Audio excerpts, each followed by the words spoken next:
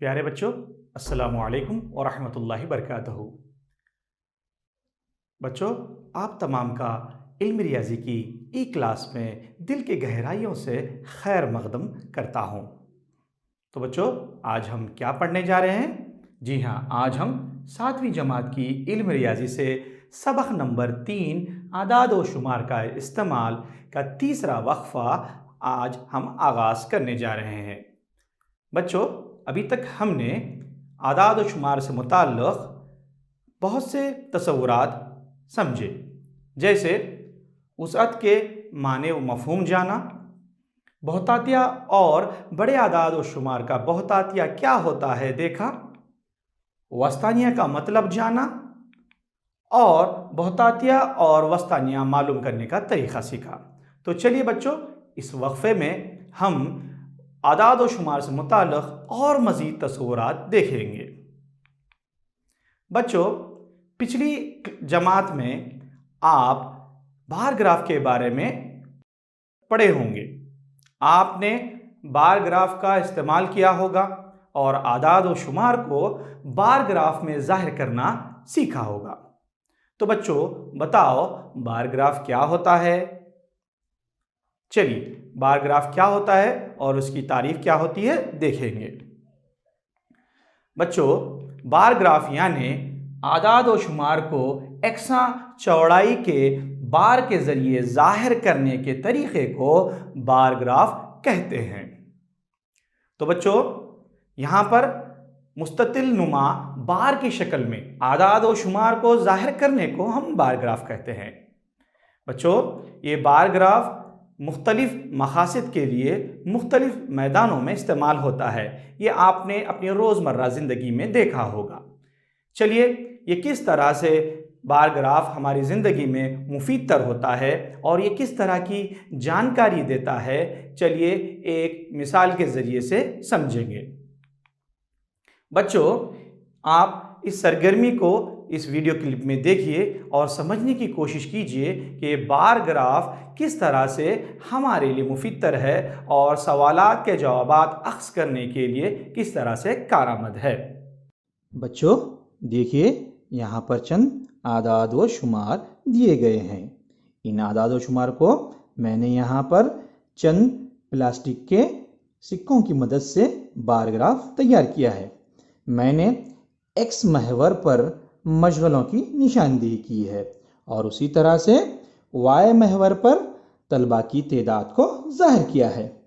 यहाँ पर बनाने के लिए एक सिक्का एक इकाई को ज़ाहिर करता है। लिहाजा यहाँ पर सवाल दिया गया है कि सबसे ज़्यादा पसंदीदा मशगला कौन सा है। तो इस ग्राफ की मदद से हम इस सवाल का जवाब दे सकते हैं। बच्चों, बताइए कौन सा मशगला सबसे पसंदीदा है? बिल्कुल सही, टीवी देखना यहाँ पर सबसे पसंदीदा मशगला है। उसी तरह से दूसरा सवाल क्या है बच्चों? सबसे कम पसंदीदा मशगला कौन सा है? ज़रा गौर कीजिए इस ग्राफ पर, बोलिए कौन सा है? जी हाँ, कहानी सुनना जो है सबसे कम पसंदीदा मशगला है। इस तरह से हम इस ग्राफ की मदद से इन सवालात के जवाब दे सकते हैं। वीडियो देखा बच्चों आपने? अभी वीडियो में आपने एक सरगर्मी देखी, एक मिसाल देखी जिसमें बार ग्राफ किस तरह से सवालात के जवाबात अख्ज़ करने के लिए मुफीद तरह होता है वो देखा। चलिए अब और एक मिसाल यहाँ पर देखते हैं। यहाँ पर 7वीं जमात के तलबा के पालतू जानवर से मुताल्लिक़ एक बार ग्राफ दिया गया है और इस बार ग्राफ के ज़रिए से हमें चंद सवालात के जवाबात किस तरह से हासिल होते हैं वो देखेंगे। चलो बच्चों, यहाँ पर देखिए, यहाँ पर दो महवर हैं, एक्स महवर और वाई महवर। एक्स महवर पर तलबा के पालतू जानवर दिए गए हैं, जिस तरह से कुत्ते हैं, बिल्लियाँ हैं और खरगोश है, चूहे हैं और दीगर जानवर है। उसी तरह से वाई महवर पर तलबा की तादाद दी गई है। सवालात के जवाब देने के लिए बार ग्राफ का इस्तेमाल कीजिए। तो पहला सवाल है, कौन सा पालतू जानवर सबसे ज़्यादा मकबूल है, यानी सबसे ज़्यादा तलबा कौन से जानवर को। देखिए बच्चों, इस ग्राफ में किस ग्राफ का बार सबसे लंबा है? Very good. यहाँ पर बिल्लियों का ग्राफ जो है सबसे लंबा है, तो इसका मतलब यह है कि बिल्लियां जानवर हैं। तो देखो बच्चों, दूसरा सवाल क्या है यहाँ पर, कितने तलबा के पालतू जानवर कुत्ते हैं। यहाँ पर देखिए कि कुत्ते कितने तलबा ने पसंद किया। तो देखिए बच्चों, बार ग्राफ किस अदद को यहाँ पर टच कर रहा है, जी हाँ 8 को। तो इसका मतलब यह है कि 8 तलबा के जानवर कुत्ते हैं, तो 8 तलबा ने कुत्तों को पसंद किया। तो इस तरह से हम बार ग्राफ का इस्तेमाल अपनी रोज़मर्रा ज़िंदगी में कर कर उनसे मालूमात हासिल करते हैं, उनसे जानकारी हासिल करते हैं और पूछे गए सवालात के जवाब अक्स करते हैं। तो इस तरह से बार ग्राफ हमारी रोज़मर्रा ज़िंदगी में मुफीद तर हैं। तो चलिए बच्चों, अब हम बार ग्राफ बनाना सीखेंगे। बच्चों, यहाँ पर 6 मुख्तलिफ क्लासों के तलबा की तादाद दी गई है।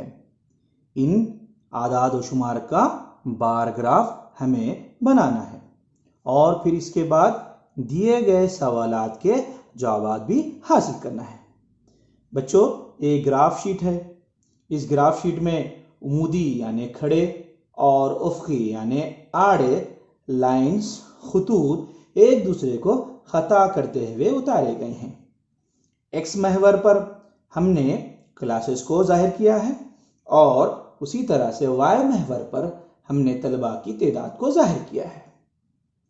उसी तरह उफ़क़ी ख़त पर बार उतारने के लिए मसावी फासलों पर हमने क्लासेस की निशानदही की है और तलबा की तादाद को जाहिर करने के लिए उमूदी ख़त पर मसावी फासलों पर निशानदेही की है। यहाँ पर पहला सवाल है, आप पैमाने का इंतखाब कैसे करेंगे। यहाँ पर पैमाने का इंतखाब करना बहुत अहम है क्योंकि बार की लंबाई आपके ज़रिए मुंतखब करदा पैमाने और ताद्दुद पर मुनहसिर होती है। इसलिए बार की लंबाई ना ज़्यादा बड़ी हो और ना ही ज़्यादा छोटी हो। इस लिहाज से हमें स्केल के मुताबिक पैमाना मुंतखब करना चाहिए। बच्चों, बार ग्राफ में आदाद को इकाइयों में जाहिर करने के लिए मैंने यहाँ एक मुशाहिदे को एक इकाई ली है और एक इकाई 10 तलबा को जाहिर करती है। यहाँ पर सबसे बड़ी कीमत 135 होने की वजह से मैंने पैमाने को 0 से शुरू करके एक सबसे बड़ी कीमत 140 पर ख़त्म किया है। अब इसके लिहाज से बार उतारेंगे। चलिए, 5वीं क्लास में कुल कितने तलबा हैं? 135 तलबा हैं। देखिए ग्राफ शीट पर 5वीं जमात में 135 तलबा को निशान लगाइए। यहाँ पर जो है 5वीं क्लास है और 135 यानी 130 और 140 के बीच में 135, यहाँ पर 135 को हमने निशान लगाया। अब इसके बाद स्केल की मदद से बार उतारेंगे।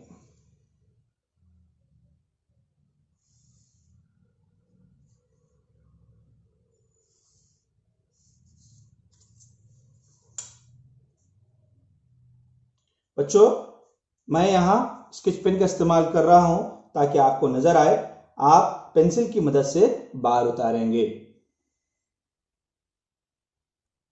अब इसी तरह से 6ठी जमात में कितने तलबा हैं? 120 तलबा हैं। इसलिए 120 को 6ठी जमात के लिए निशानदेही करेंगे, यहाँ पर 120 और स्केल की मदद से बार उतारेंगे। अब इसी तरह से 7वीं जमात के लिए में कितने तलबा हैं? 95 तलबा हैं। इसका बार उतारने के लिए हम 7वीं जमात के लिए 95 यानी 90 और 100 के दरमियान 95 को निशानदेही करेंगे और स्केल की मदद से बार उतारेंगे। अब फिर 8वीं जमात में कितने तलबा हैं? 100 तलबा हैं। इसलिए 8वीं जमात के लिए 100 पर निशानदेही लगाएंगे और स्केल की मदद से बार उतारेंगे। 9वीं जमात में कितने तलबा हैं? 90 तलबा हैं, इसलिए 90 को निशानदही करेंगे और स्केल की मदद से बार उतारेंगे। फिर आखिर में 10वीं जमात में कितने तलबा हैं बच्चों? 80 तलबा हैं, इसलिए 10वीं जमात के लिए 80 पर निशानदही लगाएंगे और स्केल की मदद से बार को उतारेंगे। इस तरह से दिए गए आदाद व शुमार के लिए बार ग्राफ उतारेंगे। अब यहाँ पर चंद सवालात पूछे गए हैं, उन सवालात के जवाब देने की कोशिश करेंगे। किस क्लास में तलबा सबसे ज़्यादा हैं और सबसे कम हैं? देखो बच्चों, कौन सी क्लास का बार सबसे लंबा है? करेक्ट, 5वीं क्लास का बार सबसे लंबा है, इसलिए सबसे ज़्यादा तलबा की तादाद 5वीं क्लास में है। अब उसी तरह से सबसे कम तलबा किस क्लास में है? करेक्ट, सबसे कम तलबा 10वीं क्लास में है, क्योंकि 10वीं क्लास का बार सबसे कम लंबा है। बच्चों, यहाँ पर और एक सवाल पूछा गया है कि 6ठी क्लास के तलबा की निस्बत 8वीं क्लास के तलबा से बताइए। यहाँ पर हम 6वीं क्लास के तलबा की निस्बत 8वीं क्लास के तलबा से लिख लेते हैं, कुछ इस तरह से। तो यहाँ पर 6ठी क्लास के तलबा की तादाद कितनी है? 120 है। निस्बत 8वीं क्लास के तलबा की तादाद 100, यानी इसको तकसीम के शक्ल में लिखिए, 120 बटा 100 तकसीम कीजिए तो आएगा 6/5, यानी जवाब आया 6/5।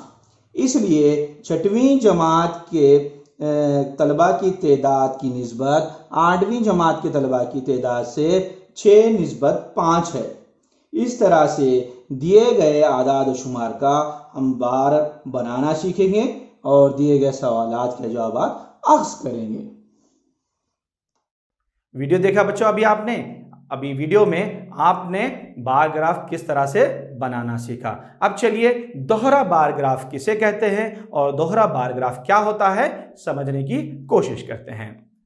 बच्चों, दोहरा बार ग्राफ आप यहाँ पर शक्ल में देख रहे होंगे कि यहाँ पर हर एक जो है मजमून के लिए 2-2 ग्राफ दिए गए हैं। तो इसका मतलब क्या है बच्चों कि दिए गए 2 आदाद व शुमार के मजमूए के लिए एक ही नज़र में 2 बार ग्राफ उतारे जाते हैं, बनाए जाते हैं कि उनका मवाजना किया जा सके। तो दोहरा बार ग्राफ क्या है बच्चों? आदाद शुमार के 2 मजमूए को एक ही नज़र में मवाजना करने का एक आसान तरीका है। तो बच्चों, दोहरा बार ग्राफ किस तरह से तैयार किया जाता है चलिए देखते हैं। बच्चों, यहाँ पर एक मिसाल दी गई है, इस मिसाल के लिए जो है हम दोहरा बार ग्राफ तैयार करेंगे। चलिए, यहाँ पर सवाल दिया गया है, पहली टर्म और दूसरी टर्म में एक तालिब इल्म की कारकर्दगी दी गई है, मुनासिब पैमाने का इस्तेमाल करके एक दोहरा बार ग्राफ बनाइए और दर्ज झेल सवालात के जवाब दीजिए।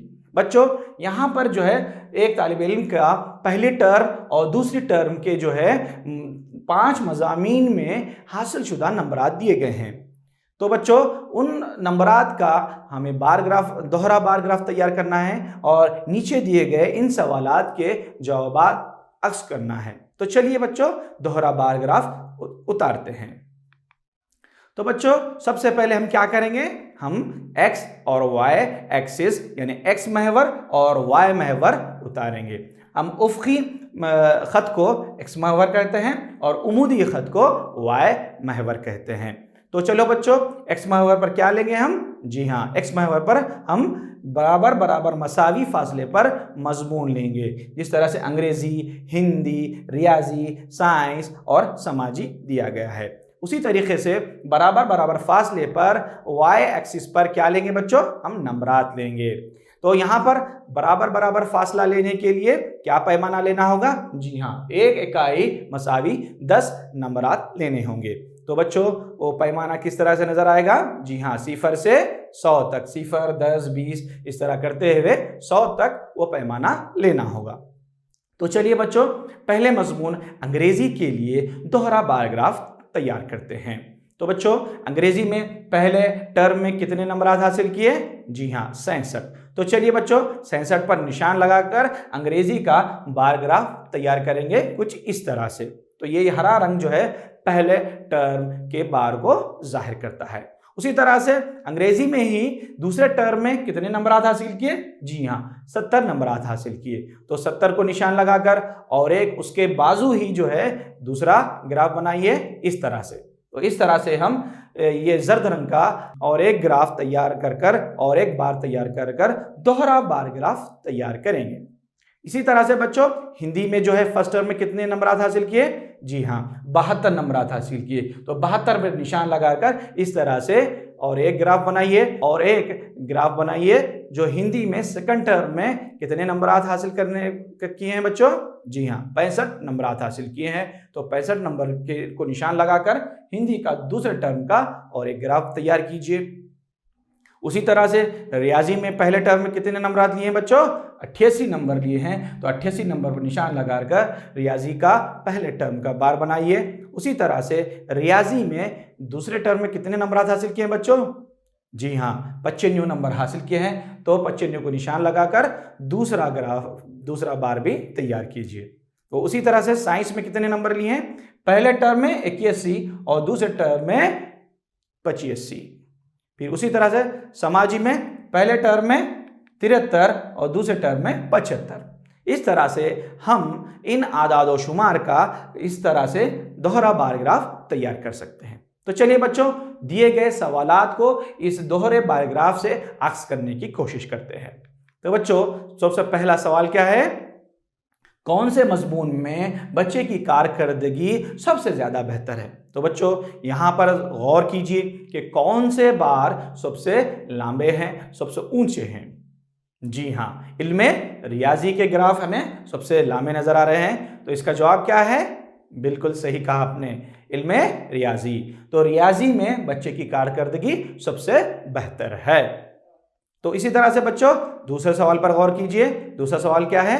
कौन से मजमून में कारकर्दगी औसत हुई है, यानी कौन से मजमून में दरमियानी कारकर्दगी हुई है? तो बच्चों देखो यहां पर दरमियाना ग्राफ कौन सा है? जी हाँ, यहां पर समाजी का ग्राफ दरमियाना है, इसलिए हम कह सकते हैं समाजी मजमून में कारकर्दगी औसत हुई। उसी तरह से तीसरे सवाल पर गौर कीजिए बच्चों। तीसरा सवाल क्या है देखिए, कौन से मजमून में कारकर्दगी सबसे कमतर हुई?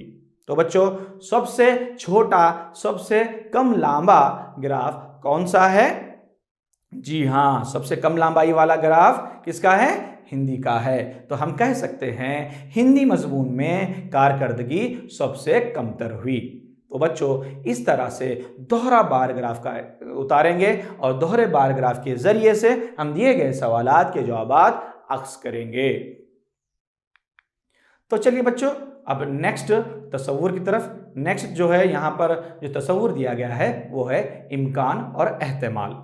इम्कान को अंग्रेजी में चांस कहते हैं और एहतमाल को प्रोबेबिलिटी कहते हैं। चलिए इम्कान और एहतमाल क्या है देखते हैं। बच्चों यहाँ पर चंद एक बयानात दिए गए हैं। इन बयानात को, तो बच्चों पहला बयान है आज बारिश होगी। तो बच्चों आज बारिश का होना जो है ये पेशन गोई क्या लाजमी है? क्या बारिश होगी? क्या हम बता सकते हैं? जी नहीं, ये बात यकीनी नहीं है। तो ये बारिश हो भी सकती है, नहीं भी हो सकती, ये हमारे हाथ में नहीं है। तो ये जो है ये यकीनी नहीं है, ये जुमला जो है यकीनी नहीं है। तो और एक इबारत देखेंगे बच्चों, सूरज मगरिब से निकलेगा। बच्चों सूरज कहाँ से निकलता है? जी हाँ, सूरज तो रोज़ाना हम देखते हैं मशरिक़ से निकलता है। तो ये जुमला सूरज मगरिब से निकलेगा, ये बच्चों मुमकिन है नहीं ना? तो ये नामुमकिन जुमला है, तो हम इसे कहेंगे ये नामुमकिन है। और एक बयान देखिए बच्चों, हिंदुस्तान अगली मैचों का सिलसिला जीतेगा, यानी हिंदुस्तान अगली सीरीज क्रिकेट का अगली सीरीज जीतेगी क्या? ये भी बात हम बोल नहीं सकते, जीत भी सकती है हार भी सकती है, तो ये बात भी यकीनी नहीं है, तो हम कहेंगे ये यकीनी नहीं है।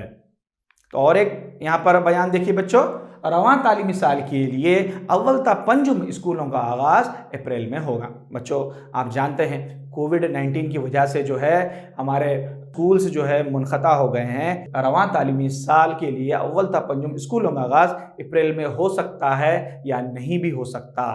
इसी तरह से और एक यहाँ पर बयान देखिए बच्चों, साल कबीसा यानी शमसी साल में 366 दिन होंगे। बच्चों शमसी साल किसे कहते हैं? शमसी साल इंग्लिश में यानी लीप ईयर। लीप ईयर हर 4 साल में एक मरतबा आता है, जिसमें फरवरी के महीने में 28 दिन की बजाय 29 दिन होते हैं, तो जिसकी वजह से साल में 365 दिन की बजाय 366 दिन होते हैं। तो बच्चों क्या साल कबीसा में 366 दिन होते हैं? जी हाँ, ये बात जो है यकीनी तौर पर कह सकते हैं और ये बयान यकीनी है। और एक बयान देखिए बच्चों, एक चूंटी 3 मीटर लंबी होगी। बच्चों 3 मीटर मालूम है आपको कितना होता है? बहुत लंबा होगा। तो 3 मीटर लंबी चूंटी होती है क्या? नहीं, चूंटी तो 1 सेंटीमीटर, आप 1 इंच की कह लीजिए, मगर 3 मीटर लंबी चूंटी तो हमने नहीं देखी। तो ये बात जो है नामुमकिन सी लगती है, तो ये बयान नामुमकिन है। तो बच्चों अभी आपने ये तमाम बयानात देखे और इन तमाम बयानात में चंद यकीनी नहीं हैं, चंद यकीनी हैं, चंद नामुमकिन हैं। तो इनमें ये 3 बयानात पर गौर कीजिए। कौन कौन से 3 बयानात? आज बारिश होगी, हिंदुस्तान अगली मैचों की सीरीज़ जीतेगा और रवां तालीमी साल के लिए अव्वल ता पंजुम स्कूलों का आगाज़ अप्रैल में होगा। ये 3 बयानात यकीनी नहीं हैं, यानी ये हो भी सकते हैं या नहीं भी सकते। तो ऐसे बयानात जिनका गैर यकीनी होना यहाँ पर जाहिर करता है, तो इनको हम इम्कान कहेंगे। क्या कहेंगे बच्चों? इम्कान कहेंगे, जिसे इंग्लिश में चांस कहते हैं। तो चलिए बच्चों, इम्कान क्या है, इम्कान का क्या मतलब होता है, चलिए समझने की कोशिश करते हैं। एक बच्चों बेतुकी तजुर्बा करके देखते हैं कि इम्कान किसे कहते हैं। बच्चों अभी आपको यहाँ पर कौन सी फोटो नजर आ रही है? जी हाँ, एक क्रिकेट मैच की तस्वीर आपको नजर आ रही है। तो बच्चों क्रिकेट मैच के आगाज में 2 टीमों के कप्तान क्या करते हैं?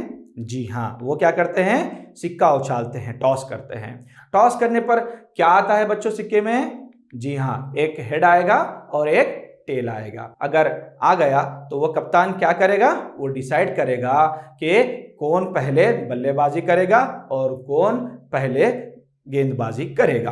तो बच्चों यहाँ पर कितने वाक़यात हो रहे हैं? जी हाँ, 2 वाक़यात हो रहे हैं। एक वाक़या हेड है और दूसरा वाक़या टेल है। तो बच्चों हम यहाँ पर ये नहीं यकीनी तौर पर बता सकते कि सिक्का उछालने पर हेड ही आएगा या टेल ही आएगा। तो ये भी एक गैर यकीनी वाक़या है और इसके नतायज क्या है? मुमकिन नतायज हेड या टेल हो सकते हैं। तो इसको हम क्या कहेंगे बच्चों?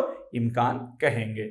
बच्चों इम्कान को अभी आपने मिसालों के ज़रिए से समझा होगा। चलिए अब इम्कान की क्या तारीफ होती है, इम्कान को हम किस तरह से बयान करेंगे देखते हैं। यहाँ पर देखिए, मखसूस वाक़यात के पेश आने के गैर यकीनी पैमाने को इम्कान कहते हैं। इस तारीफ को अच्छी तरह से लिख लीजिए और ज़हन नशीन कर लीजिए। बच्चों अब नेक्स्ट तस्वुर है एहतमाल, जिसको अंग्रेजी में प्रोबेबिलिटी कहते हैं। चलिए एहतमाल किसे कहते हैं समझने के लिए हम इस वीडियो सरगर्मी को देखेंगे। बच्चों सिक्का उछालने के बेतुकी तजुर्बे को चलिए यहाँ पर करते हैं। सिक्के को एक बार उछालने पर हेड आने का एहतमाल कितना होगा मालूम करेंगे। सिक्का उछालने पर हेड आने के कितने नतायज हासिल होते हैं? जी हाँ, 2 नतायज हासिल होते हैं, यानी एक हेड और एक टेल। अब इसमें हेड आने के कितने नतायज आएंगे? बिल्कुल सही, हेड आने के सिर्फ एक नतीजा हासिल होगा। तो इसको किस तरह से लिखेंगे? इसको 1/2 लिखेंगे, यानी हेड आने का एहतिमाल कितना हुआ? 1/2। अब उसी तरह से सिक्के को एक बार उछालने पर टेल आने का एहतिमाल कितना होगा? सिक्का उछालने पर कितने नतायज आएंगे? ये हम जानते हैं, 2 नतायज आएंगे, एक हेड और एक टेल। फिर इनमें से टेल आने के नतायज कितने होंगे? बिल्कुल सही कहा आपने, टेल आने का 1 नतीजा होगा। तो इसको हम किस तरह से लिखेंगे? इसको भी हम 1/2 ही लिखेंगे। तो टेल आने का एहतिमाल कितना हुआ? टेल आने का एहतमाल भी 1/2 ही हुआ। तो बच्चों, इस सरगर्मी से हमें क्या पता चलता है? इस सरगर्मी से हमें पता चलता है कि एक सिक्का उछालने पर हेड या टेल आने का एहतमाल बराबर होता है। लिहाजा एक सिक्का उछालने पर हेड या टेल आने का एहतमाल हमेशा 1/2 ही होता है। वीडियो देखा अभी आपने बच्चों? वीडियो के जरिए से आपने देखा होगा कि सिक्के के जरिए से किस तरह सिक्के के एहतमाल हासिल होते हैं। चलिए, अब यहाँ पर क्या नजर आ रहा है आपको? जी हाँ, यहाँ पर आपको एक डाइस नजर आ रहा है, पासा नजर आ रहा है। तो बच्चों, तो पासा डालने पर इनमें से कोई एक निशानात ऊपर की तरफ आ सकता है। तो बच्चों, आप बताइए कि नंबर 2 आने का के लिए एहतमाल क्या होगा? अभी आपने सरगर्मी में वीडियो सरगर्मी में आपने मिसाल को देखी कि एहतमाल किस तरह से लिखा जाता है। तो बच्चों, यहाँ जुमला नतायज कितने हैं? जी हाँ, जुमला नतायज 6 हैं और 2 आने का नतीजा कितना है? सिर्फ 1 ही है। तो बच्चों, हम किस तरह से नंबर 2 का एहतमाल लिखेंगे? जी हाँ, 1/6 हम नंबर 2 आने के लिए एहतमाल लिखेंगे। तो इसी तरह से बच्चों, अगर हर एक नंबर के लिए किस तरह से हम एहतमाल मालूम करेंगे? 2 आने के लिए, 3 आने के लिए, 4 आने के लिए, 5 आने के लिए और 6 आने के लिए। जी हाँ, ये भी जो है बराबर होगा, 1/6 ही होगा, क्योंकि जिस तरह से 2 आने के लिए 1/6 था, उसी तरह से दीगर नंबरात के लिए भी एहतमाल पासे के वाक़े में बराबर होगा। वीडियो सरगर्मी में आपने देखा होगा कि एहतमाल जो है बाज़ मामलात में बराबर नहीं है। तो चलिए, अब एहतमाल क्या होता है, एहतमाल का क्या मतलब होता है बच्चों, देखेंगे। एहतमाल वो अदद है जो इस वाक़े के पेश आने के इम्कान को ज़ाहिर करता है। एहतमाल क्या है बच्चों? इम्कान के पेश आने को ज़ाहिर करने वाला अदद है। तो बच्चों, एहतमाल के तारीफ को अच्छी तरह से लिख लीजिए और ज़हन नशीन कर लीजिए। तो चलिए बच्चों, अभी तक आपने बार ग्राफ, दोहरा बार ग्राफ, इम्कान और एहतमाल के बारे में पढ़ा है। तो चलिए, इन पर एक क्विज देखेंगे बच्चों और इन सवालात के जवाब देने की कोशिश कीजिए। पहला यहाँ पर डैश है, बराबर चौड़ाई वाले बार की मदद से आदात को जाहिर करने का एक तरीका डैश कहलाता है। क्या कहलाता है बच्चों? वेरी गुड, बार ग्राफ कहलाता है। उसी तरीके से दूसरा सवाल देखिए बच्चों, आदात के 2 मजमुओं को एक नज़र में मवाजना करने का एक आसान तरीका डैश है। क्या है बच्चों? जी हाँ, दोहरा बार ग्राफ है। उसी तरीके से तीसरा सवाल देखिए बच्चों, एक सिक्का उछालने पर डैश बराबर इम्कान होते हैं। एक सिक्का उछालने पर कितने इम्कान होते हैं बच्चों? जी हाँ, 2 इम्कान हासिल होते हैं। उसी तरीके से चौथा सवाल देखिए बच्चों, एक पासे को फेंकने पर नंबर 2 आने का एहतमाल डैश है। अभी देखा हमने, क्या होगा एहतमाल? 1/6 होगा। तो चलो बच्चों, आज हमने क्या क्या पढ़ा? आज हमने बार ग्राफ क्या है जाना, आज हमने बार ग्राफ और दोहरा बार ग्राफ बनाना सीखा और इम्कान का मतलब जाना और एहतमाल के माने व मफहूम को समझा। अब होमवर्क की बारी है, होमवर्क करोगे ना बच्चों? तो मश्क नंबर 3.3 का सवाल नंबर 5 हल कीजिए। इस सवाल को हल करके अपने स्कूल के टीचर को दिखाइए। मेरा नाम Mohammad Najibur Rahman Khan, TGT teacher, government Urdu higher primary school, Baugi, ताल्लुक़ा व ज़िला बिदर। आप तमाम का शुक्रिया।